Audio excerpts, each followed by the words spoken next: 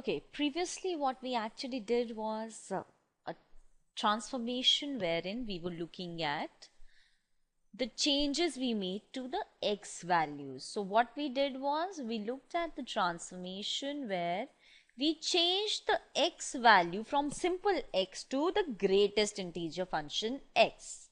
Okay. Now, in this next transformation, I am not bothered about x, okay?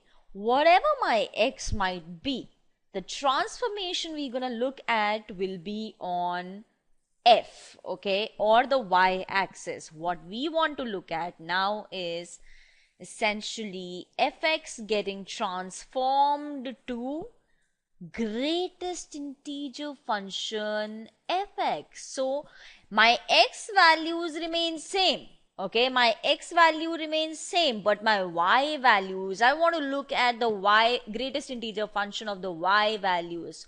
So what would happen if we look at greatest integer function fx instead of the simple fx or f of greatest integer function x? Okay, so what are we looking at this time? This time we are looking at the greatest integer function of the y in concern and not x. Okay, let me clarify it even more. Okay, so say fx equals to 1 at x equals to 1. Okay, and fx equals to 1.5 at x equals to 1.5. Okay, so what will be the greatest integer function fx in this case where my fx is 1.5? It will be essentially greatest integer function of 1.5. Greatest integer function of 1.5 is nothing but 1. Greatest integer less than or equal to 1.5.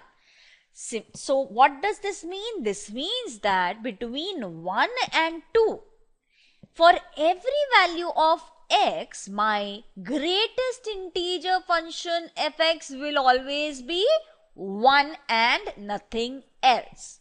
Okay, so the tact of handling such kind of a function, again graphically what we will do is make vertical, as in fact you can make horizontal lines as well, because we are talking about the integer values on the y-axis, right? So we can look at the, I haven't drawn it here, but you can probably draw it at your end. You can draw certain horizontal lines as well. I actually didn't draw them because it would make my diagram very clumsy, so I didn't want to do that actually. In any case, so what is happening is that you draw y equals to fx, your normal function, draw y equals to fx, which is our normal function. Okay, so here it is, I have the graph. Then at the integer values, I want to mark my lines at integer values, so I draw y equals to, every integer value as a horizontal line. Okay, oh, I'm so sorry,